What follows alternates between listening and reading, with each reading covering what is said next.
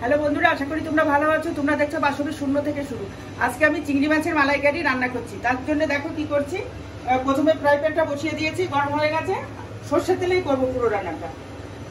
দেখো তেল দিচ্ছি।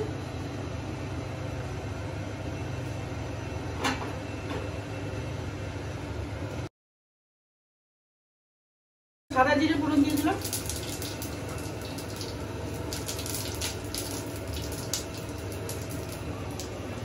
এবার এই যে চিংড়ি মাছগুলো একে একে চিংড়ি মাছগুলো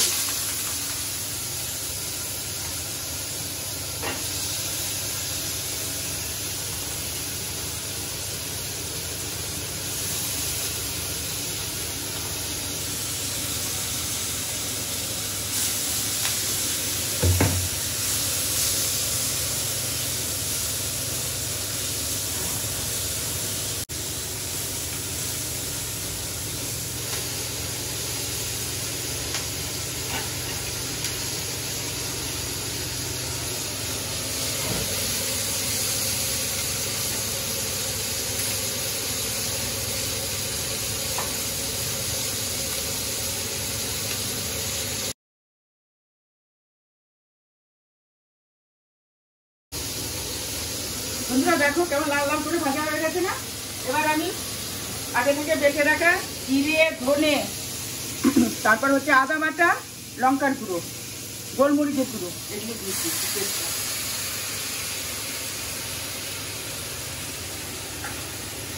এটা দিয়ে একটুখানি নেড়ে ছেড়ে দিয়ে এই যে নারকেলের দুধটা আমি আগে মিক্সিতে করে পিষে করে রেখেছি, কারণ অতটা দেখাতে গেলে টাইমেরও তো প্রবলেম হয় বলো। আর তোমাদেরও তো ধৈর্য থাকবে না যে মিক্সি লাগাচ্ছে তারপরে আবার ইয়ে টেস্ট করছে, অত কিছু দেখানোর কি আছে, রেডি করেই দেখালে পারে, তোমরা বলবে না। তার জন্য আমি আগেই করে রেখেছি।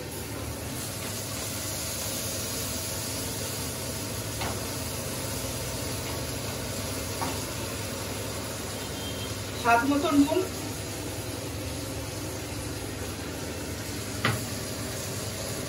প্রয়োজন মতো হলুদ,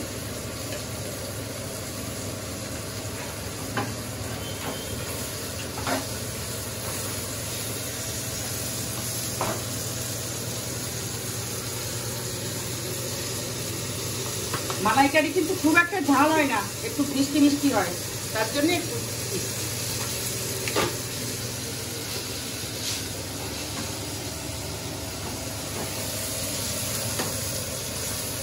এবার এই যে নারকেলের যে দুধটা পেস্ট করে রেখেছিলাম এটা দিয়ে দিচ্ছি।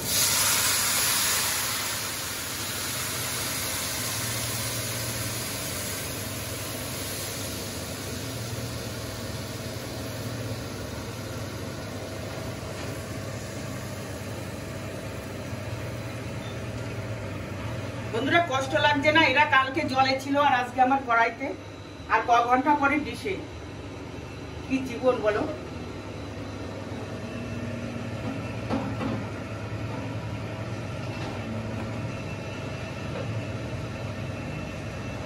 তাহলে একটুখানি সিদ্ধ হতে থাক, একটুখানি ঘুরে আসি, তারপর আসছি।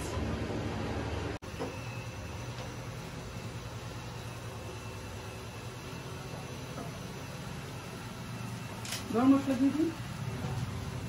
বন্ধুরা ফিরে এসেছি, এটা হয়েও গেছে। গরম মশলাটা দিয়ে নামিয়ে নিচ্ছি। এই দেখো